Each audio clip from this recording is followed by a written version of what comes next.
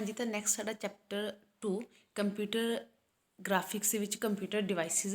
ਤਾਂ computer graphics ਸਭ ਨੇ ਦੇਖ ਲਿਆ ਕਿ ਕੰਪਿਊਟਰ ਗ੍ਰਾਫਿਕਸ ਕੀ ਇੱਕ ਇੱਦਾਂ ਦਾ ਟੈਕਨੀਕ ਜਾਂ ਉਹ ਹਰ ਹਾਰਡਵੇਅਰ ਜਾਂ ਸੌਫਟਵੇਅਰ ਜਿਹਨੂੰ ਅਸੀਂ ਇਮੇਜਿਸ ਦੇ ਲਈ, ਐਨੀਮੇਸ਼ਨਸ ਦੇ ਲਈ, ਪਿਕਚਰਸ ਦੇ ਲਈ ਯੂਜ਼ ਕਰਦੇ ਹਾਂ ਉਹਨੂੰ ਅਸੀਂ ਕੰਪਿਊਟਰ ਗ੍ਰਾਫਿਕਸ ਬੋਲਦੇ ਹਾਂ। ਤਾਂ ਕੰਪਿਊਟਰ ਗ੍ਰਾਫਿਕਸ ਦੇ ਵਿੱਚ ਜਿਹੜਾ ਡਿਸਪਲੇ ਡਿਵਾਈਸਿਸ ਯੂਜ਼ ਹੁੰਦੇ ਆ ਕਿ ਜਿਵੇਂ ਅਸੀਂ ਕੋਈ ਪਿਕਚਰ ਦਿਖਾਉਣੀ ਹੈ ਤਾਂ ਉਹਦੇ ਲਈ ਅਸੀਂ ਡਿਸਪਲੇ ਡਿਵਾਈਸਿਸ ਨੂੰ ਯੂਜ਼ ਕਰਾਂਗੇ। ਜਿਵੇਂ ਪ੍ਰਿੰਟ ਹਾਰਡ ਕਾਪੀ ਦੇ ਲਈ ਤਾਂ ਅਸੀਂ ਪ੍ਰਿੰਟਰ ਹੋ ਗਏ, ਪਲੋਟਰ ਹੋ ਗਏ, ਇਹਨਾਂ ਨੂੰ ਯੂਜ਼ ਕਰ ਲਾਂਗੇ। ਬਟ ਜੇਕਰ ਅਸੀਂ ਸਕਰੀਨ 'ਤੇ ਦਿਖਾਉਣਾ ਚਾਹੁੰਦੇ ਹਾਂ ਤਾਂ ਅਸੀਂ ਯੂਜ਼ ਕਰਦੇ ਹਾਂ CRT ਸਕਰੀਨਸ, ਜਾਂ ਅੱਜ ਕੱਲ੍ਹ ਤਾਂ ਚਲੋ LCD ਵੀ ਨੇ। ਤਾਂ ਇਹਦੇ ਵਿੱਚ ਅਸੀਂ ਡਿਸਪਲੇ ਡਿਵਾਈਸਿਸ ਹੀ ਡਿਸਕਸ ਕਰਾਂਗੇ ਇਸ ਚੈਪਟਰ ਦੇ ਵਿੱਚ। ਤਾਂ ਡਿਸਪਲੇ ਡਿਵਾਈਸਿਸ ਦਾ ਕੰਮ ਕੀ ਹੈ ਕਿ ਤੁਹਾਨੂੰ ਪਿਕਚਰਸ ਨੂੰ ਡਿਸਪਲੇ ਕਰਕੇ ਦਿਖਾਵੇ, ਜਿਸ ਦੀ ਹੈਲਪ ਨਾਲ ਤੁਸੀਂ ਇਮੇਜਸ ਨੂੰ ਕ੍ਰੀਏਟ, ਸਟੋਰ ਜਾਂ ਮੈਨੀਪੂਲੇਟ ਕਰ ਸਕੋ। ਤਾਂ ਇਸ ਦੇ ਵਿੱਚ ਯੂਜ਼ਰਸ ਕੋਲ ਕੰਟਰੋਲਸ ਹੁੰਦੇ ਨੇ ਕਿ ਉਹ ਪਿਕਚਰਸ ਨੂੰ ਮੈਨੀਪੂਲੇਟ ਕਰੇ, ਠੀਕ ਹੈ। ਉਹਦੀ ਅਪੀਅਰੈਂਸ ਆਪਣੇ ਅਕੋਰਡਿੰਗ ਕਰਵਾ ਸਕਦਾ, ਉਸਦੀਆਂ ਹੋਰ ਸੈਟਿੰਗਸ ਚੇਂਜ ਕਰ ਸਕਦਾ। ਉਹ ਕੀਬੋਰਡ, ਮਾਊਸ ਜਾਂ ਹੋਰ ਕਿਸੇ ਕਹਿ ਲਓ ਟੱਚ ਨੂੰ ਯੂਜ਼ ਕਰਕੇ ਤੁਹਾਨੂੰ ਪਿਕਚਰਸ ਨੂੰ ਮੈਨੀਪੂਲੇਟ ਕਰਨ ਦੇ ਵਿੱਚ ਹੈਲਪ ਕਰਦਾ। ਤਾਂ ਕੰਪਿਊਟਰ ਗ੍ਰਾਫਿਕਸ ਨੂੰ ਮੇਨ ਅਸੀਂ ਦੋ ਤਰ੍ਹਾਂ ਤਰੀਕੇ ਨਾਲ ਬਣਦੇ ਆ ਜਿਹੜੇ ਡਿਵਾਈਸਿਸ ਨੇ। ਇੱਕ ਤਾਂ ਜਿਹੜੇ ਹਾਰਡਵੇਅਰ ਕੰਪੋਨੈਂਟਸ ਨੇ ਜਿਸ ਦੇ ਨਾਲ ਯੂਜ਼ਰ ਇੰਟਰੈਕਟ ਕਰਦਾ। ਸੈਕਿੰਡ ਤੁਹਾਡਾ ਡਿਸਪਲੇ ਸਿਸਟਮ, ਜਿਸ ਦੇ ਨਾਲ ਜਿਹੜੀ ਤੁਹਾਨੂੰ ਕੰਸੋਲ 'ਤੇ ਪਿਕਚਰ ਦਿਖਾਈ ਜਾਂਦੀ ਹੈ। ਅਤੇ ਇਸ ਦੇ ਵਿੱਚ ਅਸੀਂ ਡਿਸਪਲੇ ਡਿਵਾਈਸਿਸ ਹੀ ਡਿਸਕਸ ਕਰਾਂਗੇ, ਜਿਸ ਦੇ ਵਿੱਚ ਸਭ ਤੋਂ ਪਹਿਲਾ ਡਿਵਾਈਸ ਹੈ ਸਾਡਾ CRT। ਪਿਕਚਰਸ ਨੂੰ ਦਿਖਾਉਣ ਦੇ ਲਈ ਅਸੀਂ ਇੱਕ ਡਿਸਪਲੇ ਡਿਵਾਈਸ ਜਿਹਨੂੰ ਅਸੀਂ CRT ਕੈਥੋਡ ਰੇ ਟਿਊਬ ਬੋਲਦੇ, ਜਿਹਨੂੰ ਮੋਨੀਟਰ ਬੋਲਦੇ ਨਾ ਅਸੀਂ, ਜਿਸ ਦੇ ਉੱਪਰ ਅਸੀਂ ਦਿਖਾ ਰਹੇ ਹੈਗੇ ਪਿਕਚਰ, ਜਿਵੇਂ TV ਦੇ ਉੱਪਰ ਦਿਖਾ ਰਹੇ ਹਾਂ। ਤਾਂ ਉਹ ਜਿਹੜਾ ਮੋਨੀਟਰ ਆ ਉਹ ਹੁੰਦਾ CRT ਕੈਥੋਡ ਰੇ ਟਿਊਬ। ਕੈਥੋਡ ਰੇ ਟਿਊਬ ਤੁਹਾਡੇ ਯਾਦ ਹੋਵੇ ਇੱਦਾਂ ਜਿਹੜੇ ਪੁਰਾਣੇ ਕੰਪਿਊਟਰਸ ਹੁੰਦੇ ਸੀ ਉਹ ਸਾਰੇ CRT ਹੀ ਹੁੰਦੇ ਸੀ। ਜਿਹੜੇ ਪਿੱਛੋਂ ਦੇ ਮੈਂ ਇੱਦਾਂ ਮੋਟੇ ਜਿਹੇ ਨਹੀਂ ਹੁੰਦੇ ਸੀ, ਜਿਨ੍ਹਾਂ ਦੇ ਪਿੱਛੇ ਇੱਕ ਟਿਊਬ ਹੁੰਦੀ ਹੈ। ਪੁਰਾਣੇ ਆਪਣੇ ਜੋ TV ਨੇ ਉਹਨਾਂ ਦੇ ਉੱਪਰ ਵੀ ਕੁਛ ਇੱਦਾਂ ਦਾ ਹੀ ਵਰਕਿੰਗ ਹੁੰਦੀ ਸੀ, ਉਹਨਾਂ ਦੇ ਪਿੱਛੇ ਇੱਕ ਟਿਊਬ ਹੁੰਦੀ ਸੀਗੀ। ਤਾਂ ਇਹ ਸਾਰੇ CRT ਦੇ ਅੰਡਰ ਕਵਰ ਹੁੰਦੇ ਨੇ। ਤਾਂ CRT ਦੀ ਜੇਕਰ ਅਸੀਂ ਵਰਕਿੰਗ ਦੇਖੀਏ ਤਾਂ CRT ਹੋਰ ਕੁਛ ਨਹੀਂ, ਇੱਕ ਵੈਕਿਊਮ ਗਲਾਸ ਬੋਟਲ ਹੁੰਦੀ ਹੈ। ਇੱਕ ਇੱਦਾਂ ਹੈ ਨਾ, ਤੁਹਾਡੀ ਕਦੇ ਤੁਸੀਂ TV ਖੁੱਲ੍ਹਾ ਦੇਖਿਆ ਹੋਵੇ ਤਾਂ ਇੱਕ ਇੱਦਾਂ ਇਹਦੀ ਟਿਊਬ ਬਣੀ ਹੁੰਦੀ ਹੈ, ਵੈਕਿਊਮ ਟਿਊਬ, ਇੱਕ ਕੱਚ ਟਾਈਪ ਜਿਹਦੀ ਇੱਦਾਂ। ਤਾਂ ਉਹ ਇਹਦੀ ਵਰਕਿੰਗ ਹੀ ਹੁਣ ਅਸੀਂ ਕਰਦੇ ਹਾਂ ਕਿ ਇਹ ਜਿਹੜੇ CRTs ਨੇ ਜਿਨ੍ਹਾਂ ਦੇ ਵਿੱਚ ਇਹ ਵੈਕਿਊਮ ਟਿਊਬ ਹੁੰਦੀ ਸੀ ਉਹ ਕਿੱਦਾਂ ਕੰਮ ਕਰਦੀ ਸੀ। ਤਾਂ ਇਹਦੇ ਇੱਕ ਸਾਈਡ 'ਤੇ ਤੁਹਾਡੀ ਇਲੈਕਟ੍ਰੋਨ ਗਨ ਹੁੰਦੀ ਹੈ ਜੋ ਕਿ ਇਲੈਕਟ੍ਰੋਨਸ ਫਾਇਰ ਕਰਦੀ ਹੈ। ਉਹ ਇਲੈਕਟ੍ਰੋਨਸ ਬਾਅਦ ਵਿੱਚ ਤੁਹਾਡੇ ਤੇ ਸਕਰੀਨ 'ਤੇ ਟਕਰਾਉਂਦੇ ਨੇ ਅਤੇ ਉਹ ਉਸ ਤੋਂ ਬਾਅਦ ਜਗਣੇ ਸ਼ੁਰੂ ਹੋ ਜਾਂਦੇ ਨੇ। ਤਾਂ ਜਦੋਂ ਸਕਰੀਨ 'ਤੇ ਟਕਰਾ ਕੇ ਜਗਦੇ ਨੇ ਤਾਂ ਉਸੇ ਅਕੋਰਡਿੰਗ ਜਿਹੜੀ ਸਾਡੀ ਪਿਕਚਰ ਉਹ ਬਣਦੀ ਹੈ। ਹਾਂ, ਟਕਰਾਉਣਾ ਦੇਖੋ ਅਲੱਗ ਅਲੱਗ ਹੋਊਗਾ ਕਿ ਕਿੱਥੇ ਕਿੰਨੀ ਕੁ ਇੰਟੈਂਸਿਟੀ ਨਾਲ ਟਕਰਾ ਰਹੇ ਆ, ਕਿੰਨੀ ਕੁ ਤੇਜ਼ ਇੰਟੈਂਸਿਟੀ, ਮਤਲਬ ਤੇਜ਼ ਆ, ਸਲੋ ਆ। ਤਾਂ ਉਸੇ ਅਕੋਰਡਿੰਗ ਜਿਹੜੀ ਹੈਗੀ ਉੱਥੇ ਕਲਰ ਬਣਨਗੇ ਸਕਰੀਨ 'ਤੇ, ਉੱਦਾਂ ਹੀ ਸਾਡੀਆਂ ਪਿਕਚਰਸ ਬਣਨਗੀਆਂ। ਕਲੀਅਰ। ਤਾਂ ਉਹ ਜਿਹੜੇ ਤੁਹਾਡੇ ਅਲੱਗ ਅਲੱਗ ਜਦੋਂ ਇਹ ਜਿਹੜੀ ਬੀਮਸ ਨੇ ਟਕਰਾਉਂਦੀਆਂ ਨੇ ਤਾਂ ਇਹਨਾਂ ਦੇ ਅਕੋਰਡਿੰਗ ਤੁਹਾਡੀ ਇੱਥੇ ਸਕਰੀਨ 'ਤੇ ਪਿਕਚਰ ਡਿਸਪਲੇ ਹੁੰਦੀ ਹੈ। ਇਹ ਵਰਕਿੰਗ ਹੈ ਮੇਨ ਤੁਹਾਡੇ CRT ਕੈਥੋਡ ਰੇ ਟਿਊਬ ਦੀ, ਜਿਸ ਦੇ ਵਿੱਚ ਇਲੈਕਟ੍ਰੋਨ ਗਨ ਨੂੰ ਯੂਜ਼ ਕੀਤਾ ਜਾਂਦਾ। ਅਤੇ ਉਹ ਇਲੈਕਟ੍ਰੋਨ ਗਨ ਜਿਹੜੀ ਸਕਰੀਨ 'ਤੇ ਟਕਰਾਉਂਦੀ ਉਹ ਫੋਸਫੋਰਸ ਕੋਟਡ ਹੁੰਦੀ ਹੈ। ਫੋਸਫੋਰਸ ਕੋਟਡ ਮਤਲਬ ਜਿਹੜੀ ਸਕਰੀਨ ਅੱਗੇ ਇਹਦੀ ਇੱਕ ਨਾ ਕਹਿ ਲਓ ਕਿ ਇੱਕ ਪਰਤ ਹੁੰਦੀ ਹੈ ਫੋਸਫੋਰਸ ਮਟੀਰੀਅਲ ਦੀ। ਕਿਉਂਕਿ ਫੋਸਫੋਰਸ ਮਟੀਰੀਅਲ ਦੀ ਖਾਸੀਅਤ ਹੈ ਕਿ ਜਦੋਂ ਵੀ ਇਲੈਕਟ੍ਰੋਨਸ ਉਹਦੇ ਉੱਪਰ ਆ ਕੇ ਟਕਰਾਉਂਦੇ ਨੇ ਤਾਂ ਉਹ ਥੋੜ੍ਹੇ ਟਾਈਮ ਲਈ ਗਲੋ ਹੁੰਦੀ ਹੈ, ਜਗਦੀ ਹੈ। ਤਾਂ ਮੇਨ ਇਹ ਵਰਕਿੰਗ ਹੋ ਗਈ ਸਾਡੀ ਕਿ ਇਲੈਕਟ੍ਰੋਨ ਗਨ ਵੱਲੋਂ ਫਾਇਰ ਹੋਏ ਇਲੈਕਟ੍ਰੋਨਸ ਤੁਹਾਡੇ ਫੋਸਫੋਰਸ ਕੋਟਡ ਸਕਰੀਨ ਦੇ ਉੱਪਰ ਜਦੋਂ ਜਾ ਕੇ ਟਕਰਾਉਂਦੇ ਨੇ ਤਾਂ ਉਹ ਉੱਥੋਂ ਗਲੋ ਕਰਨਾ ਸ਼ੁਰੂ ਕਰ ਦਿੰਦੀ ਹੈ, ਜਗਣਾ ਸ਼ੁਰੂ ਕਰ ਦਿੰਦੀ ਹੈ। ਉਸੇ ਅਕੋਰਡਿੰਗ ਸਾਡੀ ਜਿਹੜੀ ਪਿਕਚਰ ਉਹ ਬਣਦੀ ਹੈਗੀ। ਉਸ ਤੋਂ ਬਾਅਦ ਜਿਹੜੀ ਤੁਹਾਡੀ ਇਲੈਕਟ੍ਰੋਨ ਬੀਮ ਹੈ ਉਹ ਕਿਸ ਪੋਜੀਸ਼ਨ 'ਤੇ ਟਕਰਾਵੇ, ਕਿੰਨੀ ਟਕਰਾਵੇ, ਇਹਨਾਂ ਨੂੰ ਕੰਟਰੋਲ ਕਰਨ ਦੇ ਲਈ ਤੁਹਾਡੇ ਕੋਲ ਮਤਲਬ ਕਿਹੜੀ ਪੋਜੀਸ਼ਨ 'ਤੇ ਟਕਰਾਵੇ, ਫੋਕਸਿੰਗ ਅਤੇ ਡਿਫਲੈਕਸ਼ਨ ਸਿਸਟਮਸ ਹੁੰਦੇ ਨੇ। ਅੱਗੇ ਆਪਾਂ ਡਾਇਗਰਾਮ ਦੇ ਵਿੱਚ ਦੇਖਾਂਗੇ, ਜਿਨ੍ਹਾਂ ਨੂੰ ਯੂਜ਼ ਕਰਕੇ ਅਸੀਂ ਤੁਹਾਡੇ ਸਕਰੀਨ ਦੇ ਉੱਪਰ ਕਿਸ ਪੋਜੀਸ਼ਨ 'ਤੇ ਉਹਨੇ ਟਕਰਾਉਣਾ ਉਸ ਚੀਜ਼ ਨੂੰ ਕੰਟਰੋਲ ਕਰ ਸਕਦੇ ਹੈਗੇ। ਤਾਂ ਮੇਨ ਉਸ ਤੋਂ ਬਾਅਦ ਫਿਰ ਹੁਣ ਠੀਕ ਹੈ ਕਿ ਇੱਕ ਵਾਰ ਜਿਹੜੀ ਹੈਗੀ ਉਹ ਇਲੈਕਟ੍ਰੋਨ ਸਕਰੀਨ ਦੇ ਉੱਪਰ ਟਕਰਾਏ, ਉਹ ਗਲੋ ਹੋਣੇ ਸ਼ੁਰੂ ਹੋ ਗਏ। ਬਟ ਇਹ ਤਾਂ ਨਹੀਂ ਹੈ ਕਿ ਉਹ 2 ਘੰਟੇ ਤੱਕ ਕੰਟੀਨਿਊ ਜਗਦੇ ਰਹਿਣਗੇ। ਉਹਨਾਂ ਦੀ ਥੋੜ੍ਹੀ ਜਿਹੀ ਇੱਕ ਹੁੰਦੀ ਹੈ ਪ੍ਰੋਪਰਟੀ ਕਿ ਉਹ ਹੌਲੀ ਹੌਲੀ ਫੇਡ ਹੋਣੇ ਸ਼ੁਰੂ ਹੁੰਦਾ, ਕਿ ਥੋੜ੍ਹੇ ਟਾਈਮ ਲਈ ਕੋਈ ਜਦੋਂ ਐਮਿਟ ਕੀਤਾ ਇਲੈਕਟ੍ਰੋਨ ਨੇ ਉਹ ਫੇਡ ਹੋਣੇ ਸ਼ੁਰੂ ਹੋ ਗਏ। ਤਾਂ ਓਬਵੀਅਸ ਹੈ ਕਿ ਜੇ ਉਹ ਫੇਡ ਹੋਣੇ ਸ਼ੁਰੂ ਹੋ ਸਾਨੂੰ ਬਾਰ ਬਾਰ ਉਹ ਜਿਹੜੀ ਇਲੈਕਟ੍ਰੋਨ ਬੀਮ ਹੈ ਉੱਥੇ ਫਾਇਰ ਕਰਨੀ ਹੀ ਪਊਗੀ ਤਾਂ ਕਿ ਉਹ ਕੰਟੀਨਿਊ ਜਗਦੇ ਰਹਿਣ, ਅਦਰਵਾਈਜ਼ ਕੀ ਹੋ ਜਾਣਗੇ, ਉਹ ਫੇਡ ਹੋ ਜਾਣਗੇ। ਤਾਂ ਇਹ ਜਿਹੜੀ ਚੀਜ਼ ਹੈ ਕਿ ਬਾਰ ਬਾਰ ਅਸੀਂ ਕੀ ਕਰਦੇ ਹਾਂ ਕਿ ਇੱਕ ਫਿਕਸਡ ਸਮੇਂ ਲਈ ਸਪੋਜ਼ ਕਰੋ ਇੰਨੇ ਸਮੇਂ ਬਾਅਦ ਸਾਨੂੰ ਪਤਾ ਕਿ ਅਸੀਂ ਉਸ ਸਕਰੀਨ 'ਤੇ ਵਾਪਸ ਇਲੈਕਟ੍ਰੋਨਸ ਫਾਇਰ ਕਰਨੇ ਆ, ਸਾਡੀ ਮਸ਼ੀਨ ਉੱਦਾਂ ਹੀ ਫਾਇਰ ਕਰੂਗੀ ਅਤੇ ਉਹ ਜਗਦੇ ਰਹਿਣਗੇ। ਇਸ ਤਰੀਕੇ ਨੂੰ ਅਸੀਂ ਬੋਲਦੇ ਹਾਂ ਰਿਫਰੈਸ਼, ਕਿਉਂਕਿ ਅਸੀਂ ਬਾਰ ਬਾਰ ਉਸੇ ਸਪੈਸੀਫਿਕ ਪੋਜੀਸ਼ਨ 'ਤੇ ਇਲੈਕਟ੍ਰੋਨਸ ਨੂੰ ਫਾਇਰ ਕਰ ਰਹੇ ਹਾਂ, ਯਾਨੀ ਕਿ ਅਸੀਂ ਸਕਰੀਨ ਨੂੰ ਰਿਫਰੈਸ਼ ਬੋਲ ਕਰ ਰਹੇ ਹਾਂ, ਤਾਂ ਉਹ ਰਿਫਰੈਸ਼ CRT ਵੀ ਬੋਲਿਆ ਜਾਂਦਾ ਇਸ ਨੂੰ। ਤਾਂ ਹੁਣ ਜਿਹੜੀ CRT ਅਸੀਂ ਬੋਲ ਰਹੇ ਹਾਂ, ਇਹਦੇ ਮੇਨ ਕੰਪੋਨੈਂਟਸ ਕਿਹੜੇ ਨੇ, ਇਸ ਵਿੱਚ ਕਿਹੜੇ ਹਿੱਸੇ ਹੁੰਦੇ ਨੇ ਤੁਹਾਡੇ। ਤਾਂ ਤੁਹਾਡੀ CRT ਦਾ ਕੁਛ ਇੱਦਾਂ ਹੁੰਦਾ ਅੰਦਰੋਂ ਵਿਊ, ਜਿਸ ਦੇ ਵਿੱਚ ਤੁਹਾਡੇ ਕੋਲ ਆਉਂਦੇ ਤੁਹਾਡੇ ਕਨੈਕਟਰ ਪਿੰਸ, ਕਲੀਅਰ ਹੈ, ਇਲੈਕਟ੍ਰੋਨ ਗਨ ਹੋ ਗਈ, ਫੋਕਸਿੰਗ ਸਿਸਟਮ ਹੋ ਗਿਆ, ਮੈਗਨੈਟਿਕ ਡਿਫਲੈਕਸ਼ਨ ਕੋਇਲਸ ਹੋਗਾ, ਤਾਂ ਉਸ ਤੋਂ ਅੱਗੇ ਹੋਊਗੀ ਤੁਹਾਡੀ ਫੋਸਫੋਰਸ ਦੀ ਸਕਰੀਨ। ਤਾਂ ਇਹ ਜਿਹੜੀਆਂ ਜਦੋਂ ਪਿੰਸ ਵਗੈਰਾ ਦੇ ਨਾਲ ਜਿਹੜੀ ਹੈਗੀ ਇਹਨਾਂ ਨੂੰ ਐਨਰਜੀ ਪ੍ਰੋਵਾਈਡ ਕੀਤੀ, ਤਾਂ ਇਹ ਜਿਹੜੀ ਹੈਗੀ ਹੈ ਹੀਟ ਪੈਦਾ ਕਰਨੀ ਸ਼ੁਰੂ ਕਰ ਦਿੰਦੀਆਂ। ਤਾਂ ਉਹ ਹੀਟ ਕਰਕੇ ਜਿਹੜਾ ਅੱਗੇ ਮਟੀਰੀਅਲ ਲੱਗਿਆ ਉਸ ਦੇ ਵਿੱਚੋਂ ਇਲੈਕਟ੍ਰੋਨਸ ਫਾਇਰ ਹੁੰਦੇ ਨੇ, ਤੁਹਾਡੇ ਇਲੈਕਟ੍ਰੋਨ ਗਨ ਦੇ ਵਿੱਚੋਂ ਇਲੈਕਟ੍ਰੋਨਸ ਫਾਇਰ ਹੋਣੇ ਸ਼ੁਰੂ ਹੋ ਜਾਂਦੇ ਆ, ਮਤਲਬ ਇਲੈਕਟ੍ਰੋਨਸ ਰਿਲੀਜ਼ ਹੋਣੀ ਸ਼ੁਰੂ ਹੋ ਜਾਂਦੀ ਹੈ।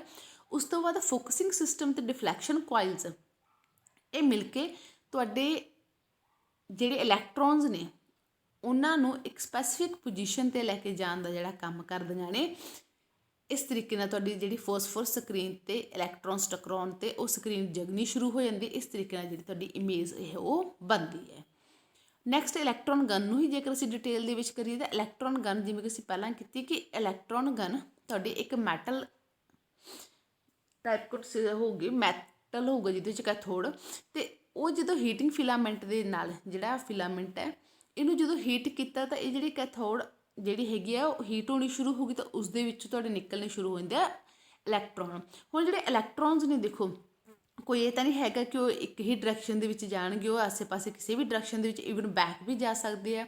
ਤਾਂ ਉਹਨਾਂ ਇਲੈਕਟ੍ਰੋਨਸ ਨੂੰ ਕੰਟਰੋਲ ਕਰਨ ਦੇ ਲਈ ਤੁਹਾਡੀ ਕੰਟਰੋਲ ਗ੍ਰਿਡ ਅਤੇ ਫੋਕਸਿੰਗ ਨੋਡ ਹੁੰਦੀ ਹੈ, ਜਿਹੜੀ ਕਿ ਉਹਨਾਂ ਇਲੈਕਟ੍ਰੋਨਸ ਨੂੰ ਇੱਦਾਂ ਹੀ ਫਰੀਲੀ ਨਹੀਂ ਮੂਵ ਕਰਨ ਦੀ, ਉਹਨਾਂ ਨੂੰ ਇੱਕ ਬੀਮ ਬਣਾ ਕੇ ਐਜ਼ ਅ ਬੀਮ ਉਹਨਾਂ ਨੂੰ ਅੱਗੇ ਭੇਜਣਾ ਸ਼ੁਰੂ ਕਰ ਦਿੰਦੇ ਨੇ। ਇਸ ਤਰੀਕੇ ਨਾਲ ਤੁਹਾਡੇ ਇਲੈਕਟ੍ਰੋਨਸ ਅੱਗੇ ਐਜ਼ ਅ ਬੀਮ ਬਣ ਕੇ ਜਾਣਾ ਸ਼ੁਰੂ ਕਰ ਦਿੰਦੇ ਹੈਗੇ। ਵੇਟ ਤਾਂ ਉਹਨਾਂ ਇਲੈਕਟ੍ਰੋਨਸ ਨੂੰ ਕੰਟਰੋਲ ਗ੍ਰਿਡ ਦੁਆਰਾ ਕੰਟਰੋਲ ਕੀਤਾ ਜਾਂਦਾ ਗਾ, ਕਿਉਂਕਿ ਜਿਹੜੇ ਇਲੈਕਟ੍ਰੋਨਸ ਰਿਲੀਜ਼ ਹੁੰਦੇ ਆ ਉਹ ਨੈਗੇਟਿਵ ਦੇ ਵਿੱਚ ਹੁੰਦੇ ਨੇ, ਅਤੇ ਉਹਨਾਂ ਨੂੰ ਕੰਟਰੋਲ ਕਰਨ ਲਈ ਤੁਹਾਡੀ ਪੋਜ਼ੀਟਿਵ ਵੋਲਟੇਜ ਦੀ ਕੰਟਰੋਲ ਗ੍ਰਿਡ ਹੁੰਦੀ ਹੈ ਜੋ ਉਹਨਾਂ ਨੂੰ ਕੰਟਰੋਲ ਕਰਦੀ ਹੈ। ਕਿਉਂਕਿ ਇਸ ਕੰਟਰੋਲ ਗ੍ਰਿਡ ਦੁਆਰਾ ਹੀ ਹੋਊਗਾ ਕਿ ਤੁਸੀਂ ਕਿੰਨੀ ਕੁ ਬਰਾਈਟਨੈਸ ਸਕਰੀਨ 'ਤੇ ਚਾਹੁੰਦੇ ਹੋ ਜਾਂ ਕਿੰਨੇ ਕੁ ਇਲੈਕਟ੍ਰੋਨਸ ਅੱਗੇ ਜਾਣ ਦੇਣਾ ਚਾਹੁੰਦੇ ਹੋ। ਜੇਕਰ ਨਹੀਂ ਬਹੁਤੇ ਜਾਣ ਦੇਣਾ ਚਾਹੁੰਦੇ ਤਾਂ ਕੰਟਰੋਲ ਗ੍ਰਿਡ ਉਹਨਾਂ ਨੂੰ ਘਟਾਊਗੀ, ਮਤਲਬ ਰਿਡਿਊਸ ਕਰੂਗੀ। ਜੇ ਬਹੁਤੇ ਅੱਗੇ ਭੇਜਣੇ ਆ, ਸਕਰੀਨ ਬਰਾਈਟ ਚਾਹੀਦੀ ਹੈ, ਤਾਂ ਕੰਟਰੋਲ ਗ੍ਰਿਡ ਥੋੜ੍ਹੀ ਜਿਹੀ ਉਹਨਾਂ ਨੂੰ ਇਨਕਰੀਜ਼ ਕਰੂਗੀ। ਤਾਂ ਨੈਗੇਟਿਵ ਚਾਰਜ ਜਿਹੜੇ ਤੁਹਾਡੇ ਇਲੈਕਟ੍ਰੋਨਸ ਨੇ ਉਹਨਾਂ ਨੂੰ ਪੋਜ਼ੀਟਿਵ ਚਾਰਜ ਕੰਟਰੋਲ ਗ੍ਰਿਡ ਦੇ ਨਾਲ ਕੰਟਰੋਲ ਕੀਤਾ ਜਾਂਦਾ ਹੈਗਾ। ਉਸੇ ਅਕੋਰਡਿੰਗ ਹੀ ਤੁਹਾਡੀ ਸਕਰੀਨ ਦੀ ਜਿਹੜੀ ਬਰਾਈਟਨੈਸ ਹੈ ਉਹ ਡਿਪੈਂਡ ਕਰਦੀ ਹੈ। ਤਾਂ ਜਦੋਂ ਹਾਈ ਨੈਗੇਟਿਵ ਵੋਲਟੇਜ ਅਪਲਾਈ ਕੀਤੀ ਜਾਂਦੀ ਹੈ ਕੰਟਰੋਲ ਗ੍ਰਿਡ ਨੂੰ, ਤਾਂ ਉਹ ਜਿਹੜੀ ਹੈਗੀ ਤੁਹਾਡੇ ਇਲੈਕਟ੍ਰੋਨਸ ਬੀਮ ਨੂੰ ਸ਼ਟ ਆਫ ਕਰ ਦਿੰਦੀ ਹੈ, ਮਤਲਬ ਰੋਕ ਦਿੰਦੀ ਹੈ, ਉਹਨਾਂ ਨੂੰ ਬਾਹਰ ਜਾਣ ਨਹੀਂ ਦਿੰਦੀ। ਜਦੋਂ ਬਹੁਤ ਥੋੜ੍ਹੀ ਜਿਹੀ ਨੈਗੇਟਿਵ ਵੋਲਟੇਜ ਅਪਲਾਈ ਕਰਦੇ ਹਾਂ ਅਸੀਂ, ਉਦੋਂ ਤੁਹਾਨੂੰ ਕੀ ਕਰੂਗੀ, ਉਦੋਂ ਤੁਹਾਡੀ ਜਿਹੜੀ ਇਲੈਕਟ੍ਰੋਨਸ ਦੀ ਕੁਆਂਟੀਟੀ ਉਹਨੂੰ ਥੋੜ੍ਹਾ ਡਿਕਰੀਜ਼ ਕਰਦੀ, ਮਤਲਬ ਜੇ ਸਾਨੂੰ ਚਾਹੀਦਾ ਨਾ ਕਿ ਸਕਰੀਨ ਬਹੁਤੀ ਜ਼ਿਆਦਾ ਬਰਾਈਟ ਨਹੀਂ ਚਾਹੀਦੀ, ਤਾਂ ਥੋੜ੍ਹਾ ਜਿਹਾ ਘਟਾਉਣਾ, ਤਾਂ ਉਹਦੇ ਥੋੜ੍ਹੀ ਨੈਗੇਟਿਵ ਵੋਲਟੇਜ ਅਪਲਾਈ ਕੀਤੀ ਜਾਂਦੀ ਹੈ। ਬਟ ਜਦੋਂ ਉਹਦੇ 'ਤੇ ਹਾਈ ਪੋਜ਼ੀਟਿਵ ਵੋਲਟੇਜ ਅਪਲਾਈ, ਕਿਉਂਕਿ ਨੈਗੇਟਿਵ ਇਲੈਕਟ੍ਰੋਨਸ ਨੂੰ ਦੇ ਉੱਪਰ ਹੀ ਜੇਕਰ ਅਸੀਂ ਹਾਈ ਨੈਗੇਟਿਵ ਲਗਾ ਦਿੰਦੇ ਹਾਂ ਤਾਂ ਉਹ ਅੱਗੇ ਜਾਣ ਤੋਂ ਰੁਕ ਜਾਂਦੇ ਆ। ਜੇਕਰ ਹਾਈ ਪੋਜ਼ੀਟਿਵ ਲਗਾ ਦਿੰਦੇ ਹਾਂ ਤਾਂ ਇਲੈਕਟ੍ਰੋਨ ਬੀਮ ਜਿਹੜੀ ਉਹ ਫਾਇਰ ਹੋਣੀ ਸ਼ੁਰੂ ਹੋ ਜਾਂਦੀ ਹੈ, ਉਹ ਮਤਲਬ ਕਾਫੀ ਉਹ ਇਨਕਰੀਜ਼ ਹੋ ਜੂਗੀ ਬੀਮ, ਤਾਂ ਉਸੇ ਅਕੋਰਡਿੰਗ ਤੁਹਾਡੀ ਸਕਰੀਨ ਦੀ ਬਰਾਈਟਨੈਸ ਵੀ ਕਾਫੀ ਜ਼ਿਆਦਾ ਇਨਕਰੀਜ਼ ਹੋ ਜੂਗੀ। ਇਸ ਤਰੀਕੇ ਨਾਲ ਇਹ ਕੰਟਰੋਲ ਗ੍ਰਿਡ ਜਿਹੜੀ ਹੈ ਉਹ ਕੰਮ ਕਰਦੀ ਹੈ। Next is the part of focusing system. ਜੇ ਮੈਂ ਪਹਿਲਾਂ ਦੱਸਿਆ ਕਿ ਫੋਕਸਿੰਗ ਸਿਸਟਮ ਦਾ ਮੇਨ ਕੰਮ ਹੈ ਕਿ ਇਹ ਤੁਹਾਡੀ ਇਲੈਕਟ੍ਰੋਨ ਬੀਮ ਨੂੰ ਫੋਕਸ ਕਰਵਾਉਂਦੇ ਆ ਤੁਹਾਡੀ ਸਕਰੀਨ ਦੇ ਅਕੋਰਡਿੰਗ। ਤਾਂ ਇਹ ਜਿਹੜੀ ਹੈਗੀ ਆ ਇਲੈਕਟ੍ਰੋਨਿਕ ਫੀਲਡ ਵੀ ਦੇ ਅਕੋਰਡਿੰਗ ਵੀ ਹੋ ਸਕਦਾ ਜਾਂ ਮੈਗਨੈਟਿਕ ਫੀਲਡ, ਕੋਈ ਵੀ ਇੱਕ ਅਲੱਗ-ਅਲੱਗ ਹੁੰਦਾ ਕਿ ਇਲੈਕਟ੍ਰਿਕ ਫੀਲਡ ਜਨਰੇਟ ਕਰਦੇ ਜਾਂ ਮੈਗਨੈਟਿਕ ਫੀਲਡ। ਐਸੇ ਅਕੋਰਡਿੰਗ ਇਹ ਜਿਹੜੇ ਤੁਹਾਡੇ ਇਲੈਕਟ੍ਰੋਨਸ ਨੇ ਉਹਨਾਂ ਨੂੰ ਸਕਰੀਨ ਦੇ ਉੱਪਰ ਫੋਕਸ ਕਰਵਾਉਂਦੇ ਨੇ। ਡਿਫਲੈਕਸ਼ਨ ਸਿਸਟਮ ਦਾ ਕੰਮ ਇੱਥੇ ਹੈਗਾ ਡਾਇਰੈਕਸ਼ਨ ਚੇਂਜ ਕਰਵਾਉਣਾ ਬੀਮਸ ਦੀ, ਜਿਸ ਉੱਪਰ ਕਰਵਾ ਰਹੇ ਹਾਂ, ਜਿਸ ਉਸਨੂੰ ਇੱਧਰ ਕਰਵਾਉਣਾ, ਡਾਇਰੈਕਸ਼ਨ ਨੇ ਇੱਧਰ ਕਰਵਾਉਣਾ, ਤਾਂ ਉਹ ਜਿਹੜੀ ਡਾਇਰੈਕਸ਼ਨ ਚੇਂਜ ਕਰਵਾਉਣਾ ਉਹ ਕੰਮ ਹੈ ਤੁਹਾਡੇ ਡਿਫਲੈਕਸ਼ਨ ਸਿਸਟਮ ਦਾ। ਇਹ ਤੁਹਾਨੂੰ ਅੱਗੇ ਦਿਖਾਏ ਵੀ ਗਏ ਨੇ ਸਾਰੇ ਡਾਇਗਰਾਮ ਦੇ ਵਿੱਚ। ਤੁਹਾਡਾ ਫੋਕਸਿੰਗ ਸਿਸਟਮ ਹੋ ਗਿਆ, ਤੁਹਾਡਾ ਡਿਫਲੈਕਸ਼ਨ ਪਲੇਟਸ ਹੋਊਗਾ। ਡਿਫਲੈਕਸ਼ਨ ਪਲੇਟਸ ਤੁਹਾਡੀਆਂ ਹੌਰੀਜ਼ੋਨਟਲ ਵੀ ਅਤੇ ਵਰਟੀਕਲ ਵੀ ਹੋ ਸਕਦੇ, ਕਿਉਂਕਿ ਹੌਰੀਜ਼ੋਨਟਲ ਅਤੇ ਵਰਟੀਕਲ ਦੋਨਾਂ ਦੇ ਅਕੋਰਡਿੰਗ ਉਹ ਬੀਮ ਦੀ ਜਿਹੜੀ ਡਾਇਰੈਕਸ਼ਨ ਉਹ ਚੇਂਜ ਕਰਵਾਉਣਗੇ। ਤਾਂ ਇਹ ਸੀ ਤੁਹਾਡਾ ਮੇਨ ਵਰਕਿੰਗ ਦੇ ਪੁਆਇੰਟਸ ਕਿ ਕਿੱਦਾਂ ਜਿਹੜੀ ਇਹਨੂੰ ਹੈਗੀ ਹੈ ਕੰਟਰੋਲ ਕੀਤੀ ਜਾਂਦੀ ਹੈ ਤੁਹਾਡੀ ਸਿਸਟਮ ਨੂੰ। Next phosphorus coated screen, fourth part ਹੈ phosphorus coated screen. Electron gun ਤੋਂ ਬਾਅਦ ਜਿਹੜੇ ਰਿਫਲੈਕਸ਼ਨ ਕੰਟਰੋਲ ਗ੍ਰਿਡ ਜਾਂ ਫੋਕਸਿੰਗ ਸਿਸਟਮ ਦੇ ਥਰੂ ਹੋ ਕੇ ਆਈ ਇਲੈਕਟ੍ਰੋਨ ਬੀਮ ਨੂੰ ਫੋਸਫੋਰਸ ਕੋਟਡ ਸਕਰੀਨ, ਜਿਹਦੇ ਉੱਪਰ ਕਿ ਫੋਸਫੋਰਸ ਮਟੀਰੀਅਲ ਦੀ ਕੋਟਿੰਗ ਕੀਤੀ ਹੈ, ਉਸ ਦੇ ਉੱਪਰ ਐਮਿਟ ਕਰਨਾ ਸ਼ੁਰੂ ਕਰ ਜਾਂਦੇ ਨੇ, ਯਾਨੀ ਕਿ ਗਲੋ ਕਰਨਾ ਸ਼ੁਰੂ ਕਰ ਦਿੰਦੇ ਨੇ। CRT ਦੀ ਤੁਹਾਡੀ ਵਰਕਿੰਗ, ਵਾਪਸ ਤੋਂ ਪਹਿਲਾਂ ਪਾਰਟਸ ਐਕਸਪਲੇਨ ਕਰਨ ਤੋਂ ਬਾਅਦ ਵਰਕਿੰਗ ਐਕਸਪਲੇਨ ਕਰਦੇ ਆ ਕਿ ਜਿਹੜੀ ਕਿੱਦਾਂ ਇਹ ਵਰਕਿੰਗ ਜਿਹੜੀ ਹੁੰਦੀ ਹੈ। ਤਾਂ ਜਿਵੇਂ ਕਿ ਅਸੀਂ ਪਹਿਲਾਂ ਕੀਤਾ ਕਿ ਜਿਹੜੀ ਇਲੈਕਟ੍ਰੋਨ ਗਨ ਹੈ ਉਸ ਦੇ ਦੁਆਰਾ ਇਲੈਕਟ੍ਰੋਨਸ ਫਾਇਰ ਹੁੰਦੇ ਨੇ ਜੋ ਕਿ ਫੋਸਫੋਰਸ ਕੋਟਡ ਸਕਰੀਨ ਦੇ ਉੱਪਰ ਜਾਂਦੇ ਨੇ।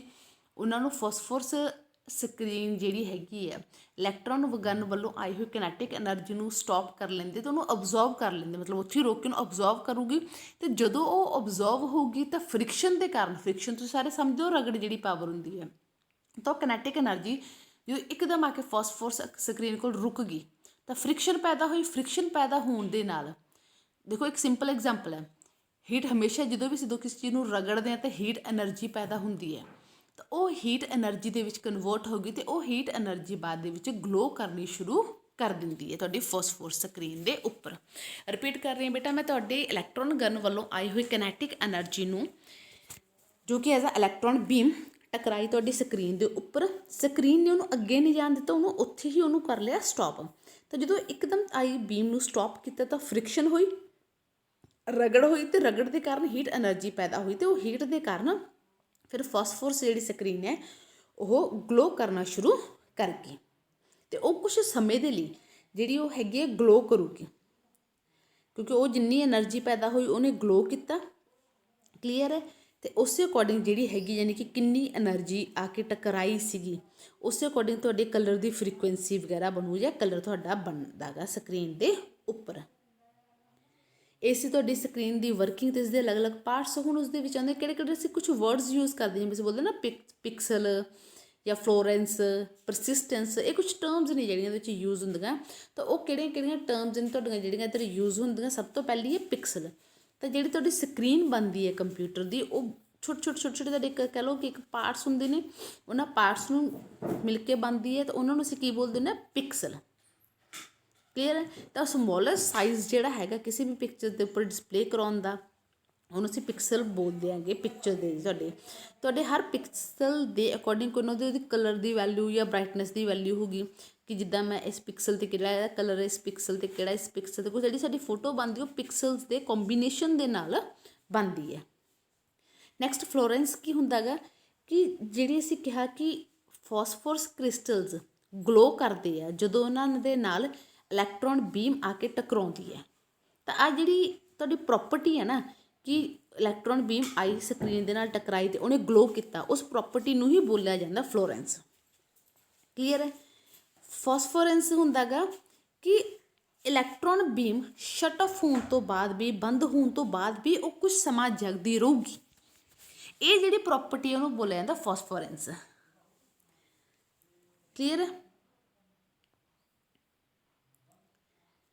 ਪਰਸਿਸਟੈਂਸ ਕਿੰਨਾ ਟਾਈਮ ਜਗਦੀ ਰਹੂਗੀ, ਯਾਨੀ ਕਿ ਆਪਾਂ ਕਿਹਾ ਕਿ ਫੋਸਫੋਰੈਂਸ ਕਰਕੇ ਜਿਹੜੀ ਪਹਿਲਾਂ ਤਾਂ ਸੀਗੀ ਕਿ ਇਲੈਕਟ੍ਰੋਨ ਬੀਮ ਆ ਕੇ ਸਕਰੀਨ ਦੇ ਨਾਲ ਟਕਰਾਈ, ਜਦੋਂ ਟਕਰਾਈ ਉਦੋਂ ਜਗੀ, ਉਹਦਾ ਫਲੋਰੈਂਸ ਹੋ ਗਈ। ਈਵਨ ਥੋੜ੍ਹਾ ਬੰਦ ਹੋਣ ਤੋਂ ਬਾਅਦ ਵੀ ਉਹ 'ਚ ਥੋੜ੍ਹਾ ਟਾਈਮ ਗਲੋ ਰਹਿੰਦਾ, ਉਹਨੂੰ ਅਸੀਂ ਬੋਲਦੇ ਹਾਂ ਫੋਸਫੋਰੈਂਸ। ਜਿੰਨਾ ਸਮਾਂ ਉਹ ਗਲੋ ਕਰਦੀ ਹੈ ਉਹ ਪ੍ਰੋਪਰਟੀ ਨੂੰ ਬੋਲਿਆ ਜਾਂਦਾ ਪਰਸਿਸਟੈਂਸ। ਯਾਨੀ ਕਿ ਇਲੈਕਟ੍ਰੋਨ ਬੀਮ ਬੰਦ ਹੋਣ ਤੋਂ ਬਾਅਦ ਵੀ ਤੁਹਾਡੀ ਸਕਰੀਨ ਜਿਹੜੀ ਹੈਗੀ ਆ ਉਹ ਜਗਦੀ ਰਹੂਗੀ। ਆ ਕੇ ਟਕਰਾਈ, ਜਗੀ ਤਾਂ ਫਲੋਰੈਂਸ ਆ, ਮਤਲਬ ਬੰਦ ਹੋ ਗਈ ਫਿਰ ਵੀ ਜਗ ਰਹੀ ਆ ਤਾਂ ਫੋਸਫੋਰੈਂਸ ਹੈ। ਜਿੰਨਾ ਸਮਾਂ ਉਹ ਜਗਦੀ ਰਹੂਗੀ ਉਹਦੀ ਪਰਸਿਸਟੈਂਸ ਆ ਕਿ ਕਿੰਨੀ ਉਹਦੀ ਪਰਸਿਸਟੈਂਸ ਆ ਤੁਹਾਡੀ ਫੋਸਫੋਰਸ ਸਕਰੀਨ ਦੀ।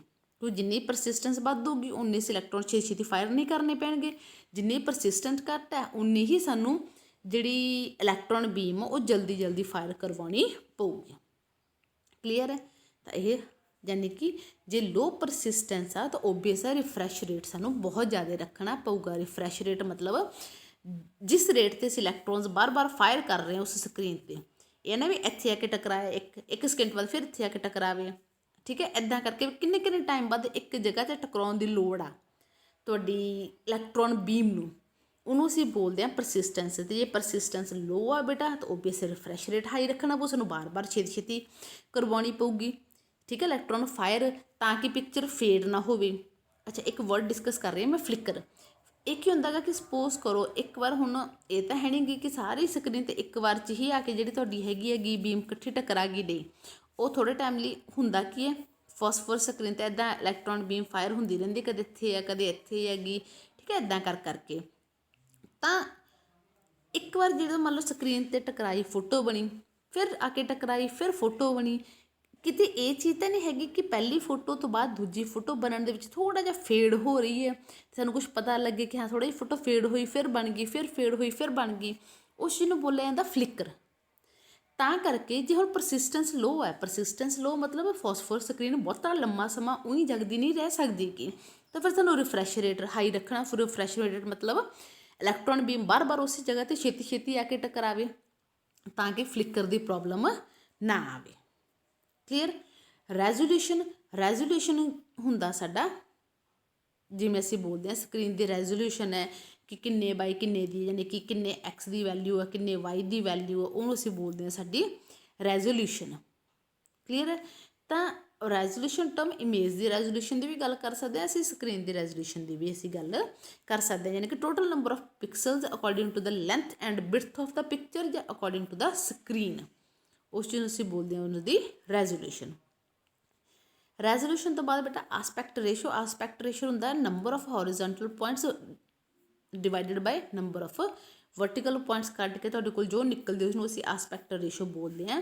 ਜਿਵੇਂ ਕਿ ਐਗਜ਼ਾਮਪਲ ਦੇ ਵਿੱਚ ਅਸੀਂ ਦੱਸਿਆ ਕਿ ਸਪੋਜ਼ ਕਰੋ ਜਿਹੜੀ ਤੁਹਾਡੀ ਸਕਰੀਨ ਦੀ ਰੈਜ਼ੋਲੂਸ਼ਨ ਆ ਉਹ 800x600 ਹੈ, ਅਤੇ ਇਸ ਦੀ ਆਸਪੈਕਟ ਰੇਸ਼ੋ ਕੀ ਹੋਊਗੀ, ਡਿਵਾਈਡ ਕਰਕੇ ਦੇਖ ਲਓ। ਇੰਨੀ ਆਸਪੈਕਟ ਰੇਸ਼ੋ ਅਸੀਂ ਬੋਲਾਂਗੇ ਕਿ ਆਸਪੈਕਟ ਰੇਸ਼ੋ ਆ ਮੋਨੀਟਰ ਦੀ, ਸਾਨੂੰ ਤਾਂ ਆਈਡੀਆ ਹੋ ਜਾਂਦਾ ਕਿ ਕਿੰਨੇ ਲੈਂਥ ਇੰਟੂ ਬ੍ਰੈਡਥ ਦੀ ਰੈਜ਼ੋਲੂਸ਼ਨ ਅਕੋਰਡਿੰਗ ਸਾਡਾ ਜਿਹੜਾ PCA ਉਹ ਹੈਗਾ। Dot pitch. ਡਾਟ ਪਿਚ ਕੀ ਹੁੰਦਾ, ਦੇਖੋ ਹੁਣ ਸਕਰੀਨ 'ਤੇ ਇੱਕ ਚੀਜ਼ ਧਿਆਨ ਰੱਖਿਓ ਬੇਟਾ, ਇੱਕ ਹੀ ਪਿਕਸਲ ਦੇ ਲਈ, ਮੈਂ ਤੁਹਾਨੂੰ ਬੋਲਿਆ ਨਾ ਕਿ ਜਿਹੜੀ ਸਕਰੀਨ ਹੈ ਉਹ ਪਿਕਸਲਸ, ਵੇਟ ਮੈਂ ਤੁਹਾਨੂੰ ਕਿਹਾ ਕਿ ਜਿਹੜੀ ਸਕਰੀਨ ਹੈ ਉਹ ਪਿਕਸਲਸ ਨੂੰ ਮਿਲਾ ਕੇ ਬਣ ਰਹੀ ਹੈ, ਜਿਹੜੀ ਸਾਡੀ ਫੋਟੋ ਬਣਦੀ ਹੈ। ਠੀਕ ਹੈ, ਮੈਂ ਵੱਡੇ ਥੋੜ੍ਹੇ ਸਰਕਲ ਲਾ ਕੇ ਦਿਖਾ ਰਹੀ ਹਾਂ, ਤੁਹਾਡੇ ਨਿੱਕੇ ਪਿਕਸਲਸ ਦੀ ਮਿਲ ਕੇ ਹੀ ਸਕਰੀਨ ਬਣਦੀ ਹੈ, ਫੋਟੋ ਬਣਦੀ ਹੈ। ਹੁਣ ਇਹ ਜਿਹੜੇ ਪਿਕਸਲਸ ਨੇ, ਇਹ ਇੱਕ ਪਿਕਸਲ ਦੇ ਵਿੱਚ ਤਿੰਨ ਰੰਗ ਅੱਗੇ ਹੁੰਦੇ ਆ, ਰੈੱਡ, ਗ੍ਰੀਨ ਅਤੇ ਬਲੂ। ਇੱਕ ਪਿਕਸਲ ਦੇ ਲਈ ਹੀ ਮੈਂ ਬੋਲ ਰਹੀ ਹਾਂ, ਤਿੰਨ ਹੁੰਦੇ ਆ। ਠੀਕ ਹੈ, ਹੁਣ ਡਾਟ ਪਿਚ ਕੀ ਹੁੰਦੀ ਆ, ਇੱਕ ਪਿਕਸਲ ਦੇ ਇੱਕ ਸਪੈਸੀਫਿਕ ਕਲਰ ਤੋਂ ਦੂਜੇ ਪਿਕਸਲ ਦੇ ਉਸੇ ਕਲਰ ਤੱਕ ਦੀ ਜੋ ਦੂਰੀ ਹੈ, ਜੇ ਆਹ ਰੈੱਡ ਹੈ ਅਤੇ ਆਹ ਇਸ ਪਿਕਸਲ ਦਾ, ਆਹ ਸਪੋਜ਼ ਕਰੋ ਤੁਹਾਡਾ ਅਗਲਾ ਪਿਕਸਲ ਹੋ ਗਿਆ, ਇਹਦੇ ਰੈੱਡ ਅਤੇ ਇਹਦੇ ਰੈੱਡ ਦੇ ਵਿੱਚ ਜੋ ਦੂਰੀ ਹੈ ਨਾ, ਜੋ ਡਿਸਟੈਂਸ ਹੈ, ਉਹਨੂੰ ਬੋਲਿਆ ਜਾਂਦਾ ਡਾਟ ਪਿਚ। ਕਲੀਅਰ ਹੈ। ਤਾਂ ਕੀ ਕਹਾਂਗੇ, dot pitch is the distance between the adjacent of red, green and blue dot, ਯਾਨੀ ਕਿ ਉਹਦੇ ਜਿਹੜੇ ਐਡਜਸੈਂਟ ਮਤਲਬ ਉਹਦੇ ਜਿਹੜੇ ਗੁਆਂਢੀ ਆ ਨਾਲ ਆ, ਜਿਵੇਂ ਰੈੱਡ ਟੂ ਰੈੱਡ ਦਾ ਕੀ ਹੈਗਾ, ਸੇਮ ਕਲਰ ਦਾ ਜੋ ਡਿਸਟੈਂਸ ਹੈ ਉਹਨੂੰ ਅਸੀਂ ਬੋਲਦੇ ਹਾਂ ਡਾਟ ਪਿਚ। ਅਤੇ ਮਿਨੀਮਮ ਉਹ ਕਿੰਨਾ ਹੁੰਦਾ, 0.25 to 0.40 ਤੱਕ ਦਾ ਹੋ ਸਕਦਾ ਤੁਹਾਡਾ ਡਿਸਟੈਂਸ। ਤਾਂ ਇਹ ਸੀ ਜਿਹੜੇ ਤੁਹਾਡੇ ਟਰਮਸ ਕੁਛ। ਇਸ ਤੋਂ ਇਲਾਵਾ ਬੇਟਾ ਇੱਕ ਚੀਜ਼ ਮੇਰੀ ਕੋਸ਼ਿਸ਼ ਰਹੂ ਕਿ ਤੁਹਾਨੂੰ ਮੈਂ ਇੱਕ ਐਨੀਮੇਸ਼ਨ ਦੇ ਥਰੂ CRT ਦਾ ਇੱਕ ਲਿੰਕ ਭੇਜਾਂ, ਜਿਸ ਦੇ ਵਿੱਚ ਤੁਸੀਂ ਉਸਦੀ ਵਰਕਿੰਗ ਪ੍ਰੋਪਰ ਸਮਝ ਪਾਓ।